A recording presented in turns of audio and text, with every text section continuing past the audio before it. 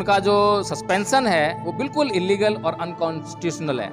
बल्कि इस कृत्य के लिए उस प्रिंसिपल के खिलाफ संविधान के विरुद्ध जाने के लिए कार्रवाई की जानी चाहिए। उसके खिलाफ एक SC/ST एक्ट में केस रजिस्टर होना चाहिए। वह तुरंत प्रभाव से जेल की सलाखों के पीछे दिखाई देनी चाहिए। देश के नहीं बल्कि पूरे संसार के इतिहास में एक भी उदाहरण ऐसा नहीं है कि किसी की हत्या करने कोई हत्यारा जा रहा हो और उसके सामने कोई देवीय शक्ति प्रकट हुई हो और उसने उसको हत्या करने से रोक दिया हो। कोई व्यक्ति किसी महिला का बलात्कार करने के लिए जा रहा हो और कोई देवीय शक्ति वहाँ पर उपस्थित हुई हो और उसने जो है उसको उसका बलात्कार करने से रोक दिया हो। चाहे उसने चोरी का अपराध किया है, हत्या का अपराध किया है, बलात्कार का अपराध किया है, कोई भी अपराध किया है, तो बुद्ध उसको बीमार व्यक्ति की तरह देखते हैं।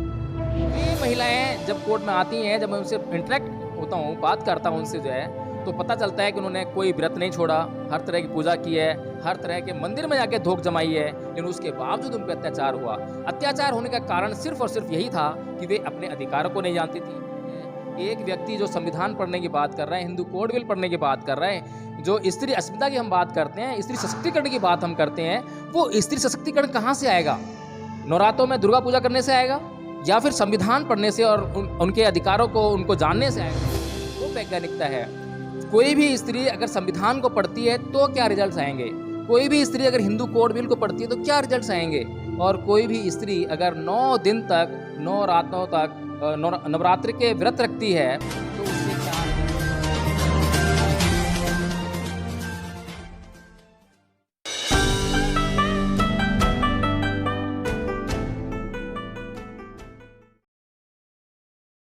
नमस्कार, आप देख रहे हैं NB न्यूज़ 24/7 नीलम बोध के साथ। साथियों, आज मैं एक ऐसे मुद्दे पर बात करूंगी जिस मुद्दे को लेकर आजकल देश में अगर मैं बात करूं तो लोगों की भावनाएं बहुत जल्दी आहत हो जाती है। और खासकर मैं बात करूंगी हिंदू धर्म लोगों की।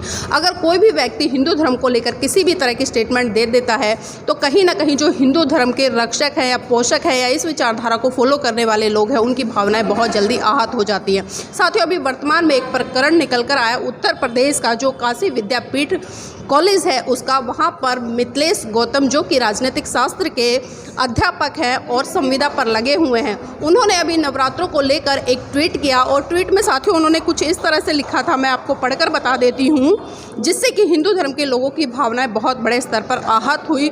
और आहत होने के साथ साथ में जो वहाँ की प्रधानाचार्य थी साथियों, उन्होंने जो डॉक्टर मिथिलेश गौतम है उनके ऊपर एक्शन लिया और एक्शन इतना बड़ा लिया कि उन्हें बर्खास्त कर दिया गया। और ट्वीट उनका कुछ इस तरह से था, उन्होंने नवरात्रि को लेकर जो ट्वीट किया है उसमें उन्होंने लिखा है कि महिलाओं को 9 दिन के नवरात्रि व्रत करने की बजाय 9 दिन भारतीय संविधान और हिंदू कोड बिल को पढ़ लेना चाहिए, ताकि उनके जीवन में जो भ्रम है वो निकल जाए और जो मुक्ति का मार्ग है उनके लिए वो खुल जाए। जय भीम। तो साथियों, आप देख सकते हैं कि आज आखिर किस तरह का दौर चला हुआ है। और खासकर अगर मैं अभिव्यक्ति की बात करूं, भारत देश में आज अभिव्यक्ति की आज़ादी भी कहीं ना कहीं लोगों से छिन रही है। और खासकर मिथिलेश जी ने ऐसा कुछ लिखा नहीं कि जिससे कि लोगों की भावनाएं आहत हो जाए। तो इसी कड़ी में आज मेरे साथ में एडवोकेट जय भीम प्रकाश जी हैं, उन्हीं से चर्चा करूँगी। सर, इस तरह की जो घटनाएँ हैं और ख़ासकर नौकरी, क्योंकि हम देखते हैं कि बहुजन समाज के लोग हैं, उनको नौकरी बड़ी मुश्किल से मिलती है और मिल भी जाती है तो जो वो अपनी बात को मुखर रूप से रखते हैं तो उनके साथ में कुछ इस तरह का संज्ञान लिया जाता है कि उनको नौकरी से निकालने का काम किया जाता है। तो इस घटना को किस तरह से देखते हैं? देखिए नीलम जी, ये जो आपने बात कही कि हिंदुओं की भावनाएं वास्तव में एक बड़ा अजीबोगरीब विषय बन गया है इस देश में कि आखिर हिंदुओं की भावनाएं कितनी कोमल हैं।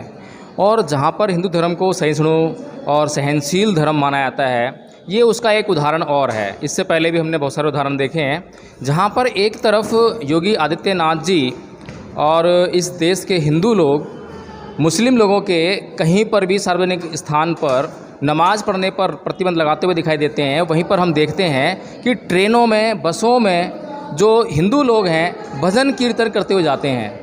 तो वो किस प्रकार की मतलब जो है कार्रवाई है, वो किस प्रकार का धर्म है, तो उस पर किस तरह की कार्रवाई जो है ये लोग करते हैं, ऐसा हमने कभी देखा नहीं है। दूसरा, पीछे हमने देखा था कि विश्व हिंदू परिषद के लोगों ने कुछ लोगों को, मतलब जो मुस्लिम लोग थे वो ऐसे सार्वजनिक स्थल पर नमाज पढ़ रहे थे तो उनको जो रोकने का काम किया वो विश्व हिंदू परिषद के लोगों ने किया, वहीं साथ में उनके पुलिस भी खड़ी है, प्रशासन वहाँ पर है, लेकिन उनकी पिटाई करने का काम कौन कर रहा है? विश्व हिंदू परिषद के लोग कर रहे हैं। उन्हें रोकने का काम कौन कर रहा है? विश्व हिंदू परिषद के लोग कर रहे हैं। यानी कुल मिलाकर इस देश की जो शासन सत्ता है, उसने अपनी जो प्रशासनिक ताकतें हैं, प्रशासनिक शक्तियाँ हैं, वो सारी जो है वो इन धार्मिक मैं धार्मिक तो नहीं कहूँगा इनको, जो है अधार्मिक संगठनों के हाथ में दे दी है, जो बेहुदापन दिखाने पर तुले हुए हैं और जो किसी भी प्रकार से ये इनके प्रकार इस देश में हिंदू धर्म लागू करना चाहते हैं।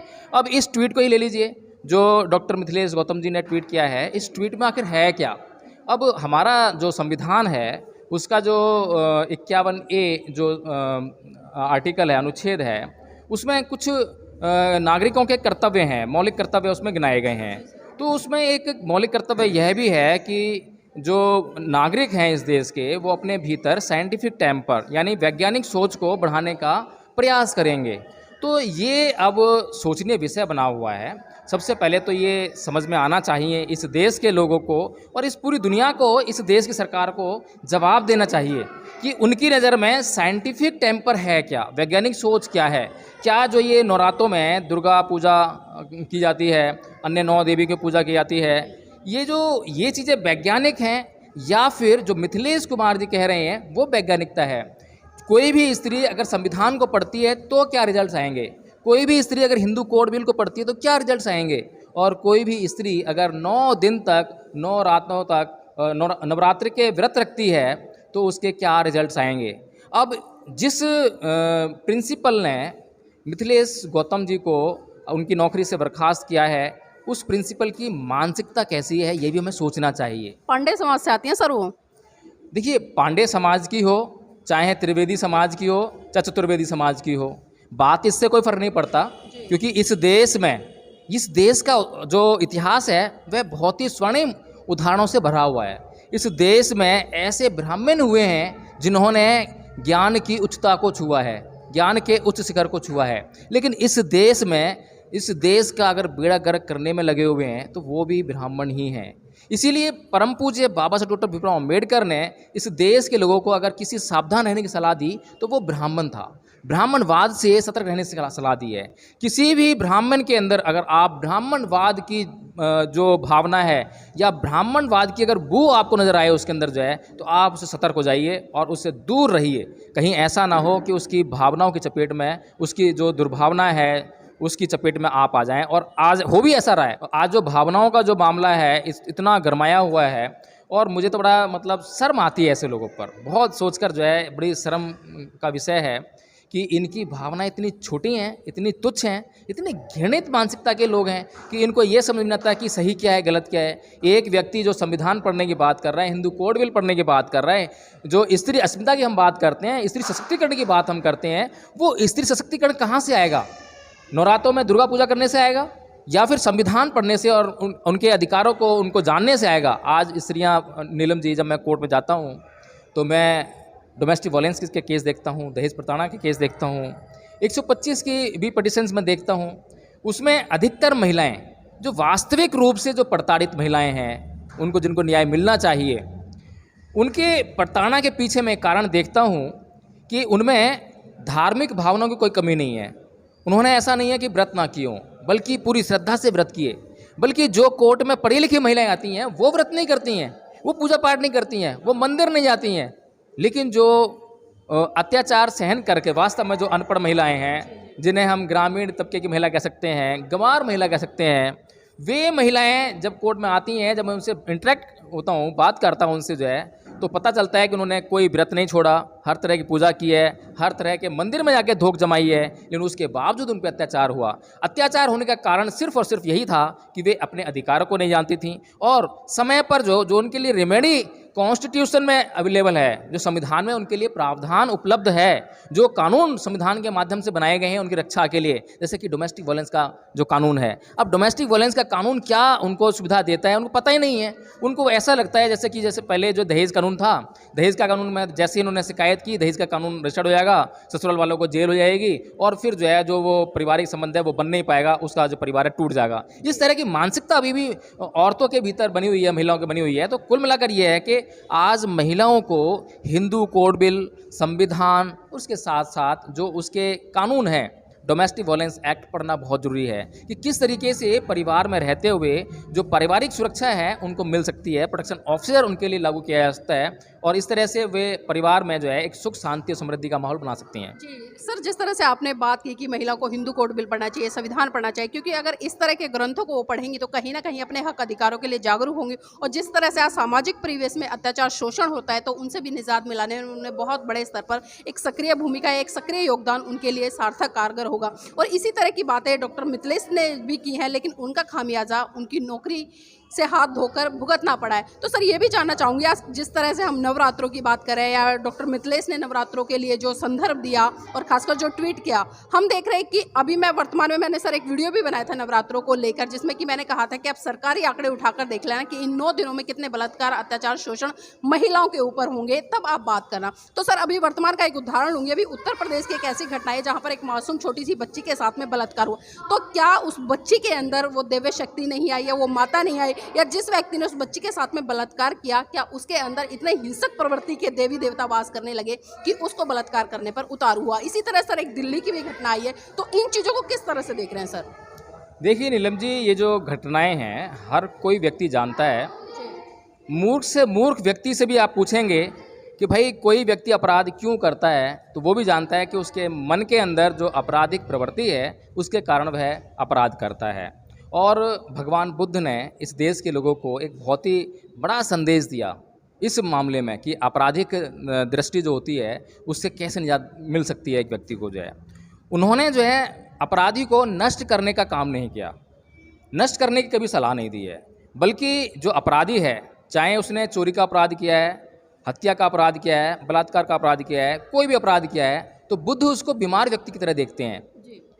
अपराध और आपराधिक प्रवृत्ति जो है वो एक बीमारी है जिसका इलाज जो है जो मानसिक चित्त की जो प्रवृत्तियां हैं उनमें परिवर्तन करके उनको सुधार करके कुशल कर्मों को, यानी कि कुशल कर्म करने के लिए कुशल चित्त की ज़रूरत है, अच्छे चित्त की ज़रूरत है। अगर अच्छा चित्त सभी लोग धारण करेंगे तो समाज में जो है ये आपराधिक जो घटनाएं घटती हैं वे नहीं घटेंगी। अब ये जो सरकार है, जो वर्तमान सरकार जो है ये मनुवादी सरकार है। अब मनुवाद जो है वो लोगों के मानसिक स्तर में परिवर्तन की कोई बात नहीं करता, वह चमत्कारों की बात करता है, वह ईश्वर की बात करता है।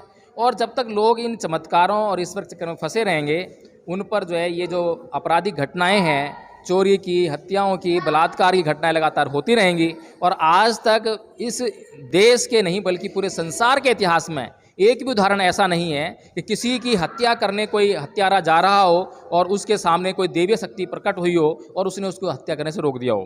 कोई व्यक्ति किसी महिला का बलात्कार करने के लिए जा रहा हो और कोई देवीय शक्ति वहाँ पर उपस्थित हुई हो और उसने जो है उसको उसका बलात्कार करने से रोक दिया हो। आज तक ऐसी कोई भी घटना हमें देखने को नहीं मिलती है, बल्कि हमें ये देखने को मिलता है कि आपराधिक प्रवृत्ति के कारण जो है हमेशा अपनी उन घटनाओं को अंजाम देने में सफल रहे हैं।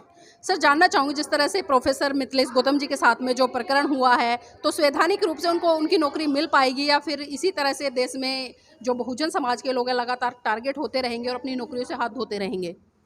देखिए नीलम जी, पहली बात तो ये है कि अगर हम संविधान की बात करें, संविधानों के माध्यम से बनाए गए कानूनों की बात करें, तो अब तक जितनी भी भावनाओं के आधार पर घटनाएँ हुई हैं वहाँ पर एक भी घटना ऐसी नहीं है जिस पर कोई FIR दर्ज होनी चाहिए थी। और जो मिथिलेश कुमार गौतम जी का जो मामला है वह संवैधानिक रूप से बिल्कुल अवैध है, इलीगल है। उनका जो सस्पेंशन है वो बिल्कुल इलीगल और अनकॉन्स्टिट्यूशनल है। बल्कि इस कृत्य के लिए उस प्रिंसिपल के खिलाफ संविधान के विरुद्ध जाने के लिए कार्रवाई की जानी चाहिए। उसके खिलाफ एक SC/ST एक्ट में केस रजिस्टर होना चाहिए। वह तुरंत प्रभाव से जेल की सलाखों के पीछे दिखाई देनी चाहिए, क्योंकि इस देश में ये जो धार्मिक भावनाओं का मामला जो है वह साइंटिफिक टेम्पर को लगातार आघात पहुंचा रहा है और साइंटिफिक टेम्पर जो है दबता जा रहा है और ये जो धार्मिक भावनाओं के कारण जो है वो अंधविश्वास जो है ऊपर उठ के आ रहा है। तो आज पूरे देश को जो है इन बातों को सोचना पड़ेगा, समझना पड़ेगा। मैं समस्त देश से प्रार्थना कर रहा हूँ, चाहे वह किसी भी जाति किसी भी धर्म के हों, सबसे पहले तो अपने जाति, अपने धर्म, अपने संप्रदाय को छोड़कर इंसानियत को धारण कीजिए और इंसान बनकर बिल्कुल मौलिक रूप से विचार कीजिए कि क्या सही सही है, क्या गलत है, क्या वैज्ञानिकता है, क्या अंधविश्वास है, किस बात से आपको आपका कल्याण होने वाला है और किस बात से आपको जो है नुकसान होने वाला है। अगर आप इन बातों की चर्चा करेंगे, मंथन करेंगे, तो मैं निश्चित तौर से कहता हूँ कि इस देश का विकास होगा और यह देश पुनः विश्व गुरु के रूप में उभर कर आएगा।